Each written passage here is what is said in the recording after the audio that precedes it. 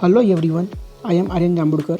Today I am going to explain you my topic is glass and trace evidence. Here, firstly start the session executed over the content of the session. We start the session from the definition of trace evidence. Then after definition of glass, then chemical composition of glass evidences, then after collection, preservation and packaging of glass evidence, then after forensic examination of glass, then instruments is useful for tracing the glass evidence, then lastly forensic significance. Now we start the session from what is trace evidence. Trace evidence refers to evidence which is transferred from person or place. In forensic science, this concept is termed as Locke's principle of exchange. As it is stated, every contact leaves a trace because it is impossible for you to go anywhere and come back without leaving a presence at that place. So we can understand statement with the help of example. Like even if you touch anything or any object, you will leave your fingerprint on that particular object. So there are several types of trace evidences like hair, fiber, paint, soil, footprints, foot marks, tire marks, biological fluids, etc. In this session, I will basically focus on glass evidences. And glass is found in almost every type of crime cases in various forms like window paint, window of car, shaded particle of glass from any broken object, etc. And with the help of the glass, we can determine so many important information to solve the particular crime cases, so that we can say that glass is the most important evidence. Now we can move next slide. What is in my glass? So basically, glass is a hard, brittle, amorphous substance composed of sand, SiO2, mixed with various metal oxides, melted at very high temperature and then cooled to a rigid condition. Without crystallization, the product is called as glass. In easy language, glass is a crystalline supercooled liquid. This picture is glass as evidence. Then after that, chemical composition of glass. Glass is mainly formed from 4 types of oxide. First is network forming oxide, second one is network loosening oxide, third one is stabilizing oxide, fourth one is intermediate oxides. A brief description is step by step. First is network forming oxide. Network formers are covalent oxide or sulfide such as sand, SiO2, P2O5, B2O5, etc.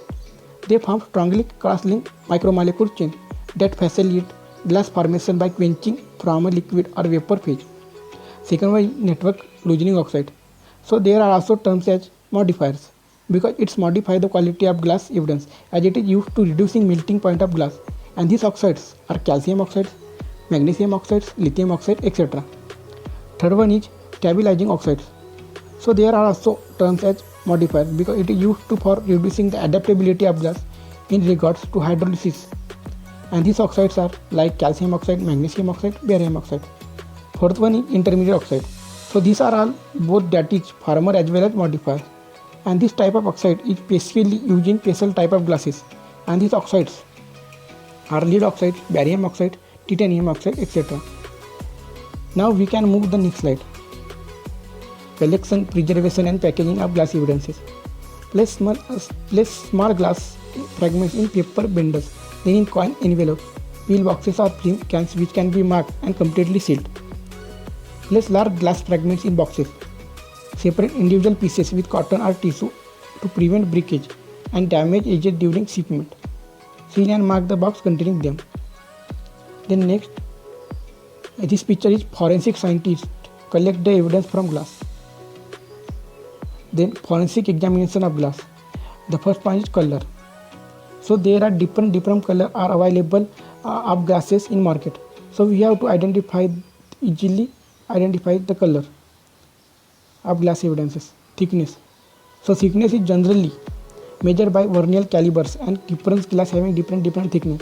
So this is also very useful features or characteristics and which can identify a glass evidence.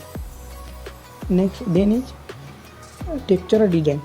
So there are different textures are available, like some are glazed glass, some are partially glazed glass, some are pattern glazing glass, or some are plain glass, etc. So we have to also identify the glass evidence. Next is hardness.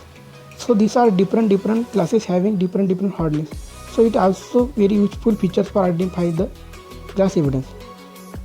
Next one is curvature.